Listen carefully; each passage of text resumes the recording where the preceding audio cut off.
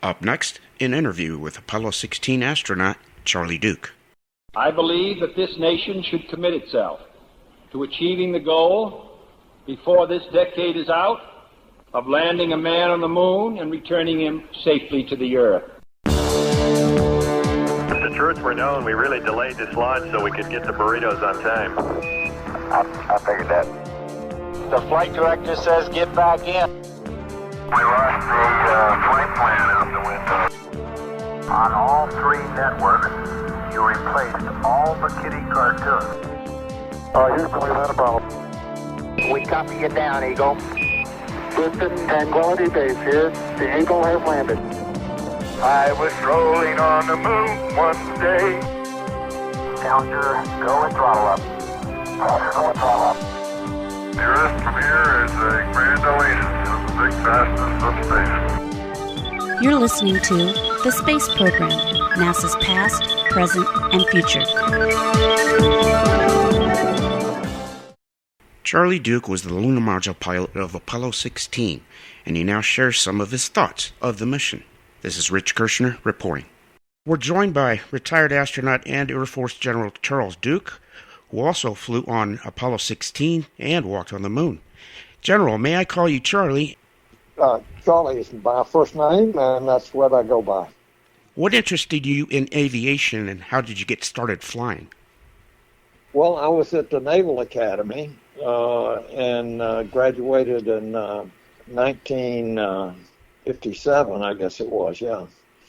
Back then, you could go into the Air Force from the Naval Academy. There wasn't an Air Force Academy, so we could volunteer for the Air Force, and I wanted to fly airplanes. I'd fallen in love with airplanes the few rides they gave us at the Naval Academy, and so it was naval aviation, Air Force aviation, but with an astigmatism or some other medical problem that I had. I wouldn't qualify for naval aviation, but the Air Force took me. So I ended up in the Air Force and when I graduated in June of 57, and went to flight school throughout typical Air Force flight school, and it took me, and I think September of 58, I got my wings and went to advanced training, and after that I had an assignment to Germany.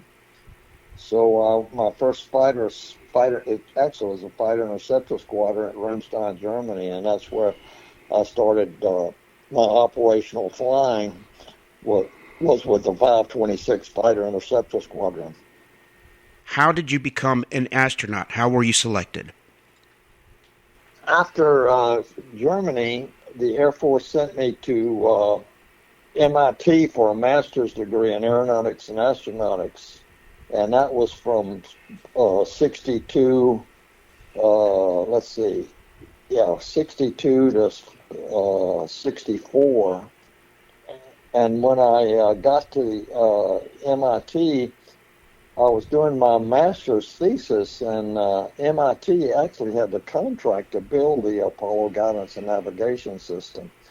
So I was working on that system, and during that time, several astronauts, I don't remember exactly who they were, would come up and visit to see how the system was developing. And so I got to meet them, and I've never met a bunch of guys that were so enthusiastic about their job than these astronauts. They were all in the original 4 or 5 group, I think. And so I asked them how I got that job, how I would get that job. And they said, well, get your degree and go to test pilot school, and then you might have a chance. So I followed their advice and was selected for test pilot school when I graduated from MIT. And my wife and I moved to Edwards Air Force Base, where the test pilot school was in 60, it would be, anyway, we moved there in the summer of 64 it was. And I started at test pilot school. And the next year I graduated, stayed on as an instructor at test pilot school. And a couple months later, I read an article in the Los Angeles paper that NASA's picking more astronauts. Please apply. So I read this. Well, that's me, I saw the requirements, and so I asked the Air Force I wanted to apply, and they said okay. So anyway, that process started in like September of 65. The end of March of 66, they'd had a selection, and I got selected, and so I had to report to Houston by the 1st of May in 1966, and so that's what we did. We moved to Houston, and I started my astronaut career in the spring of 1966. Well, that's a nice process. So, and I'm sure Yeah. I'm sure you're glad that you accepted. Yeah, I was really excited. I mean, it's the best job you could have as a test pilot back in those days. So I was really excited to get selected. We were in the 5th group of astronauts and selected, and the probability of getting selected for a trip to the moon, which they were working on, but was not even a dream back then. But it turned out that rotation and what I was doing, and I got picked up as Capcom for Apollo 10, and then Capcom for Apollo 11. And then I did backup on Apollo 13, and which meant you were going to fly on Apollo 16 if you didn't screw up. So that's what happened. So John Young and I, we had a long delay due to the Apollo 13 accident, but we finally landed in April of 1972. John became the 10th. I became he was 9th. I was the 10th man to step onto the moon. So great thrill, great experience, and still remember almost every step. Well, I'll share very quickly. I realized a lifelong dream on my bucket list to sit in the Capcom chair for a picture, and that happened in 2006. It was incredible. So I sat in your chair. Well, it was a great privilege to have had been selected for that. I was a support crew on Apollo 10, and so I was the Capcom on Apollo 10, and so Neil Armstrong, Apollo 11. They said, well, hey, you already did this on Apollo 10. Why don't you work for us? So he asked me to be Capcom for Apollo 11, which was a big thrill for me and a great honor. So we started training. Things worked out all right. It was real tense on the Apollo 11 landing. We landed with seconds fuel remaining. You've just burned through 3 of my questions. Good for you. On Apollo 11, the first manned landing on the moon, you were the conduit. You were the voice between mission control and the crew as you sat in the Capcom chair. How was your interaction with Gene Kranz? How did you get the information to feed to the crew? Well, it was you listen with one ear to the radio loop, conversation loop and mission control, and with the other ear you listen to the crew. And so Gene was the flight director, so he'd go through the room, and every major decision he would go, we go for this burn, or we go for this, and so the go flight, and so if everybody said we're go, he'd say, Capcom, we're go, and so I said, Roger, we go. So Apollo 10 or Apollo 11, you will go for whatever it was. So it was Krantz was a real, orchestra leader, if you will, and director of flight director for the whole shebang in mission control, and he ran a tight ship but a very efficient ship. At 4:18 p.m. Eastern Daylight Time, Neil Armstrong skillfully set the lunar module Eagle down in the Sea of Tranquility. 100 feet, 3.5 down, 9 forward. 185, 75 feet. There's looking good, down a half. 6 forward. 60 seconds. Lights on. Down 2.5. Forward. Forward. Good. 40 feet, down 2.5. Picking up some dust. 30 feet, 2.5 down. Straight shadow. 4 forward. 4 forward. Drift into the right a little. Down a half. 30 seconds. Forward. Just. Good. Okay. Contact light. Okay, engine stop. ACA at a descent. Mode control both auto. Descent engine command override off. Engine arm off. 413 is in. Well, when I spoke to Gene, he told me that, and you can verify this for me, he told me that during the descent to the moon on 11, that they were doing it on a stopwatch. Yeah, we got the final, let's see, it was, I think I called 60 seconds, and that meant he had 60 seconds to land or we would be at minimum fuel. And that varied a second or two, but anyway, they were close but not landing, and Neil had to find a better space to land, so that used up a lot of reserves, and so we called 60 seconds and not on the ground, and then I called 30 seconds and not on the ground, but 13 seconds later, he said, contact. I heard contact, engine stop, and we knew they were on the ground. So with 17 seconds fuel remaining before we called on abort.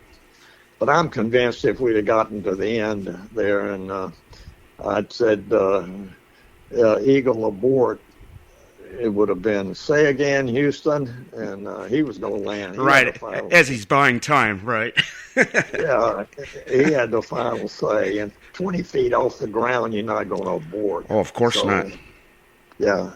So anyway, we made it, and it was a big hurrah, and the tension was really high in mission control, and when they heard contact, engine stop, and Neil come back SOCOM, Houston Tranquility Base here. The Eagle has landed. And if you remember, my enthusiasm was I couldn't even pronounce tranquility. I remember, and that's another. Yeah. I was going to ask you, do you still get ribbed for that? Yeah, I do. What are you talking about? Tranquility. Yeah. Oh, that's great. We copy you down, Eagle. Houston, Tranquility Base here. The Eagle has landed. Roger, Tranquility. We copy you on the ground. You got a bunch of guys about to turn blue. We're breathing again. Thanks a lot. Mission Control quickly ran a poll to see if Eagle could stay on the moon. Okay, T1, stay, no, stay. Retro. Stay. Vital, stay. Guidance, stay. Control, stay. Telcom, stay. GNC, stay. Ecom, stay. Surgeon, stay. Capcom, or stay for T1. Okay, it looks like we're vending the oxidizer now. Roger, Eagle, and you are stay for T1. Over. Eagle, you are stay for T1. You're listening to the Space Program. We're speaking with Apollo 16 lunar module pilot Charlie Duke. Apollo 16 commander was John Young. He was so kind when I interviewed him. Very respectful and a dry sense of humor. Do you have any fun memories of training with him or even in flight? Oh, yeah. John was a tremendous commander, and he wasn't kind of commander that says, this is my airplane. Keep your hands off of it. He shared the responsibilities, and we trained for backup on 13, and then they had the accident, so it was 2 years later that we finally flew, and so we had 3 years in the simulator, and we just knew what each one was thinking, even, and what was going to in response. So we were so well trained, and I think that showed during the descent and landing. We almost didn't get to land due to a problem in Mattingly's command module, but Mission Control took them 2 revolutions to figure it out, but then they finally gave us a go for landing. So on the final go, the 3rd revolution, it was the last one we could still start down and still make it back cross range to our landing spot. So it was very fortunate that they knew they had to come up with something or we weren't going to get to land, and so they figured out how to work around Mattingly's problem and gave us a landing on the very last revolution that we had enough cross-range fuel to get back to our landing spot.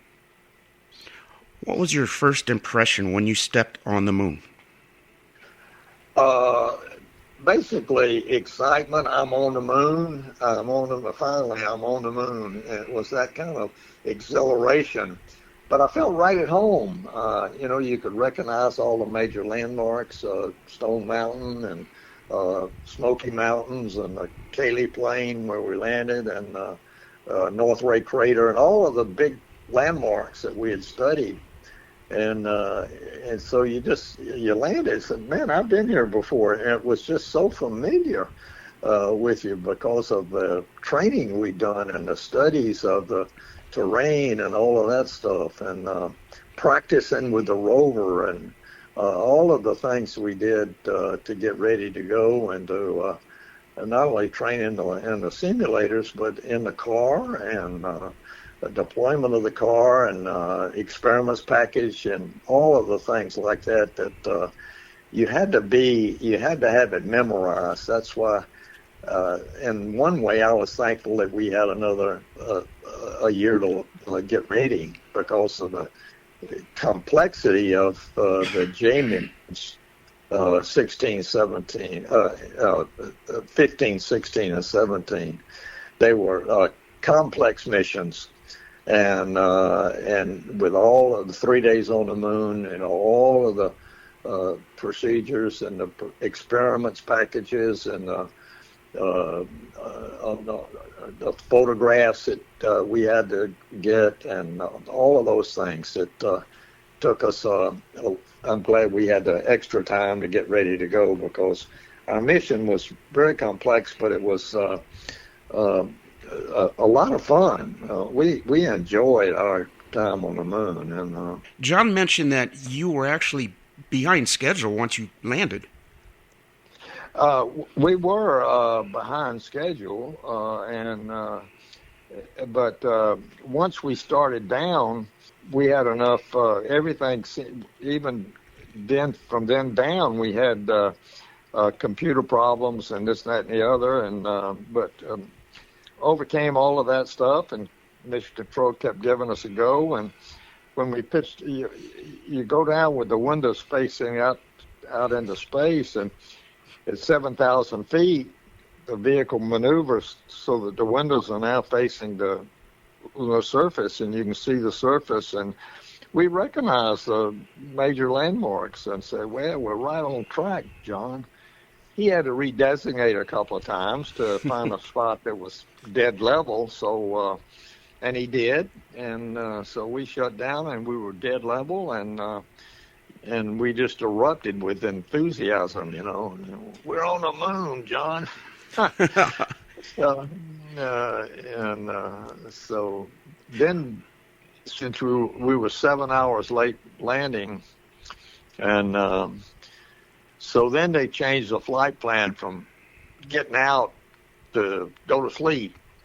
And you can imagine Yeah, 4 hours up here. try sleeping now. Yeah, go to sleep now, guys. Oh, and by the way, just for our audience, are you in a standing or in a seated position in the lunar module?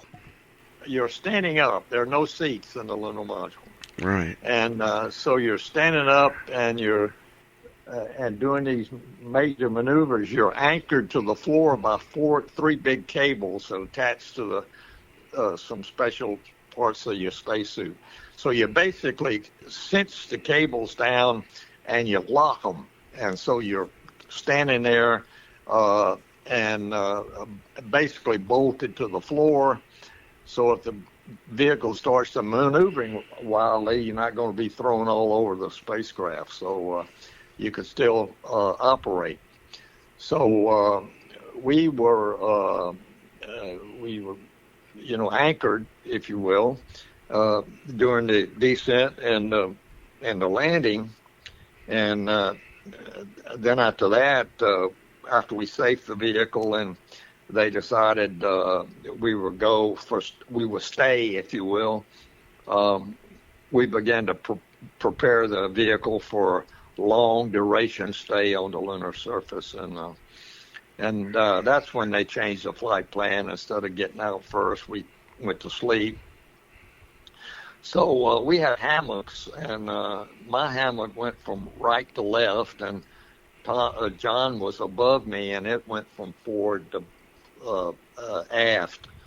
And so we slept in these hammocks. It was actually quite comfortable at 1/6 gravity, You took off your spacesuit, and you weighed about, let's see, I weighed 60 pounds up there. No, less than that. 1/6. With the suit? Yeah, in the suit I weighed 360, so up there 60. Okay. But with just me, it was 20 pounds up there, and so maybe 30 maybe. It just was just real comfortable being up there, but very exciting too. You let me out, I'm ready to go. Yeah, no kidding. Now you mentioned 1/6 Earth gravity. How was it moving around in that bulky spacesuit when you did your EVA? And was it really challenging and moment by moment, or did you get used to it very shortly? No, it was fairly easy to maintain your balance. The backpack, the life support system weighed as much as you did, so you had to bend over a little bit at the waist to keep your center of gravity over your seat, over your feet. So as long as you managed that, you were all right. We fell down a couple of times. I fell twice forward, and at the end I fell over backwards, which was scary. But the front fall, you just do a series of push-ups and you bounce yourself up. And you had great confidence in the suit and the life support system, and so it was really a well-manufactured and well-designed piece of equipment. Was very adequate for the EVAs that we did on Apollo, getting in and out of the rover and doing all the experiments. How did the LRV perform? How did it work out for you guys? It worked really good. John was the driver and I was the navigator, and so he found it really it was very sensitive. So you had to barely move the hand controller to steer it, and you pushed forward on the hand controller, you went accelerated forward, you pull back, you put on the brakes, and left, you turn left, and you could steer with the front end and the back end, or just the back end, or just the front end, or whatever you wanted to do. And so generally we did four-wheel steering and four-wheel drive, because we wanted to climb some steep slopes, and the rover would go up a 25-degree slope, and so we Wow. climbed up the side of Stone Mountain till we got almost to the top, and we found a level bench, and we turned around, parked, and man, what a view that was, looking across Cayley Plains into the mountains on the far side, which was 8 or 9 miles, 10 miles away. And you could see the major craters that we were going to visit from in the future excursions. So it was a spectacular. Like I say, I just felt right at home, and we got to work, and we did every major. The only major experiment that we lost was the electrical cable was pulled loose from the heat flow experiment, so we didn't get to deploy the heat flow, but everything else worked really well. And we left magnetometers, we left seismometers and everything up there, and they kept sending back data for years. And finally NASA said, we got enough data, and they shut them down. So wow. We brought back 200 pounds of moon rocks on our flight, and the last 3 missions probably brought back almost 600 pounds of moon rocks. And oh my!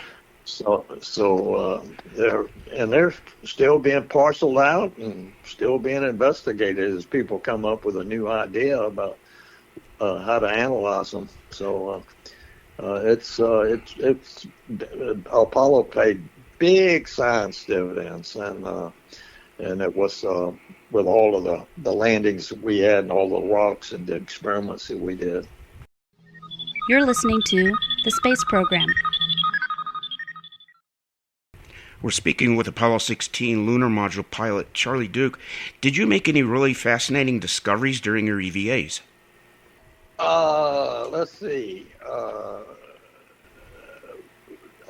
Not that was unreasonable, but we found some stuff that was permanently shadowed soil that had never been exposed. As long as this big rock had been there, it had seen no cosmic radiation underneath one side of that rock. And so we sampled that, and we did House Rock, which was up on the side of North Ray Crater. It was huge rock. We call it House Rock because it was about the size of a house. And, oh, wow. So I had the hammer in my hand, and I said, let's get a piece of the rock. So I whacked it, and the piece came off about the size of a grapefruit. And so we had a piece of the house rock that we brought back, and a lot of other things. So our experiments, Apollo ended up so successful that they canceled the last 3 missions, and they said we're just spending money on stuff. We're just getting repeat stuff, so we don't need to go anymore. So 17, 18, and 19 were canceled, and that was the end of Apollo. And they're still investigating the lunar rocks and stuff that we brought back. That's interesting. After your spacecraft splashed down in the ocean, you were back on Earth, safely home. Describe your sensations as the hatch was opened to the Pacific air. It was a great relief to be back. We hit like a ton of bricks, and my head snapped back, and it gave me I wasn't unconscious, but it was one of those whizzy things, where am I? And by the time I could push in the circuit breaker so manually could jettison the parachutes, the wind had flipped us over, so we were upside down.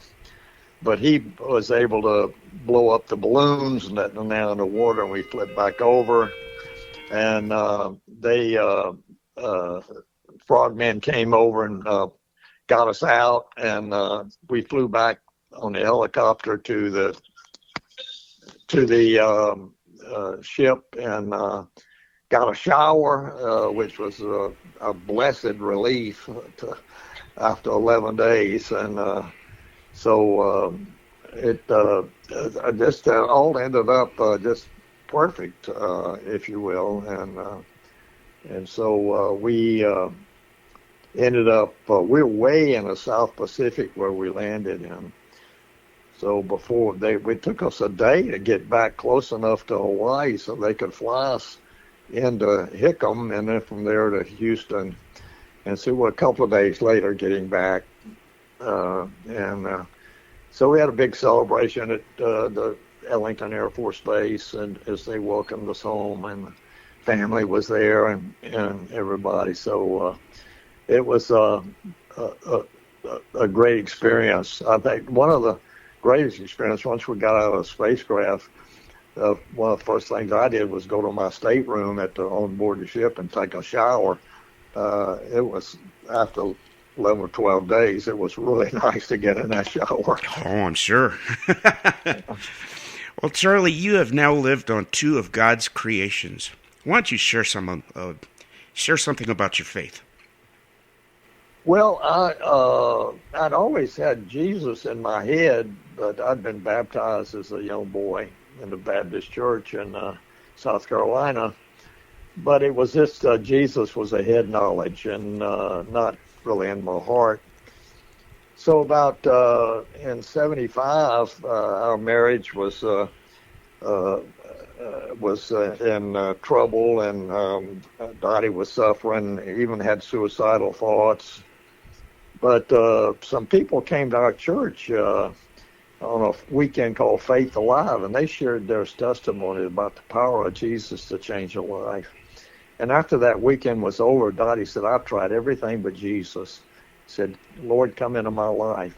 And boy, she started to change. I mean, that was a transformative event for her. And that was probably in the fall of 1975.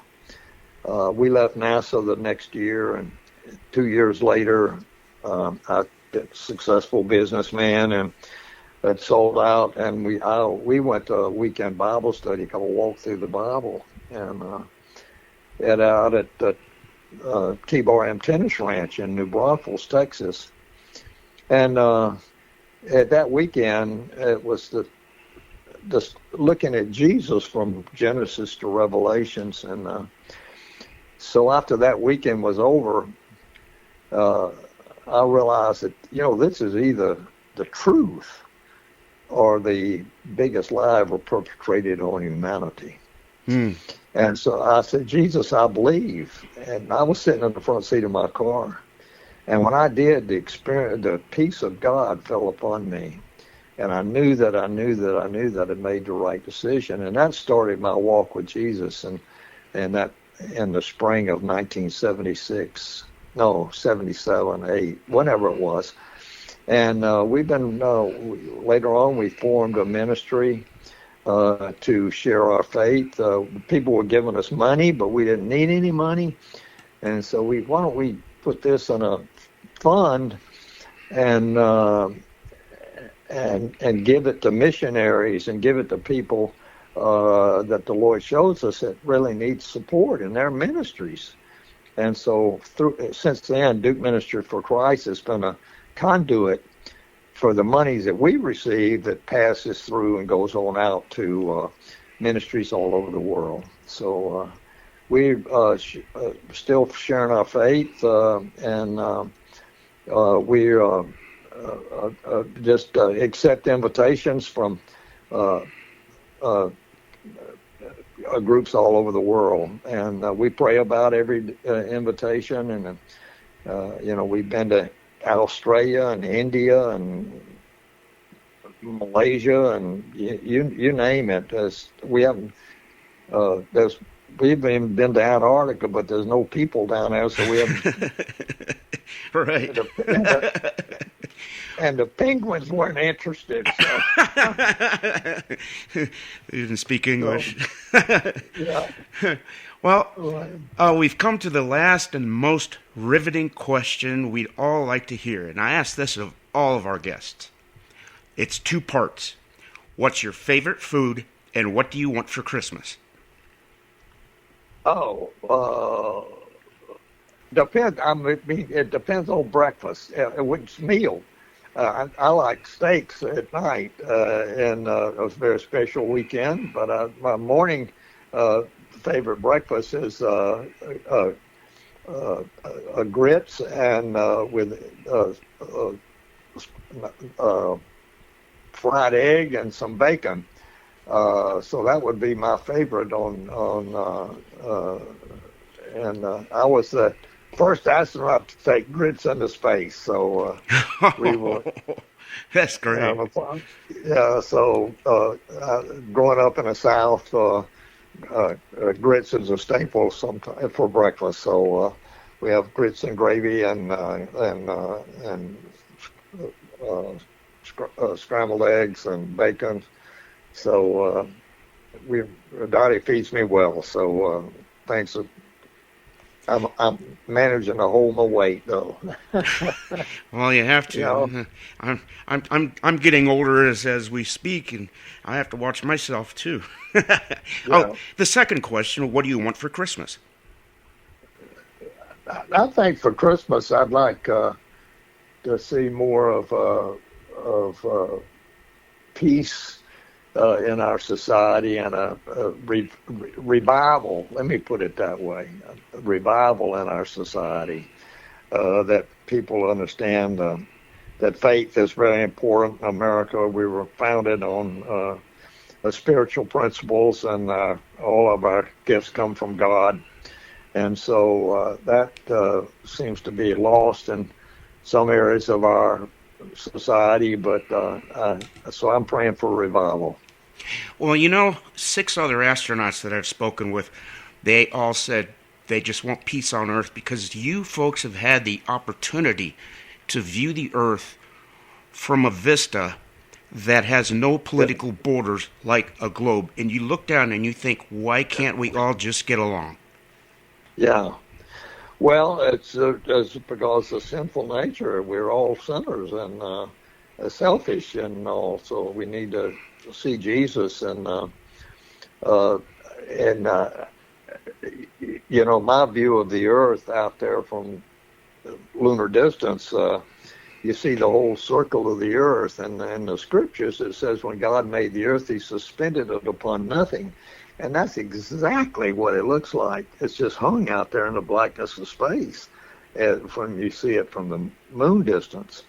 And and then there's another verse in the Scriptures about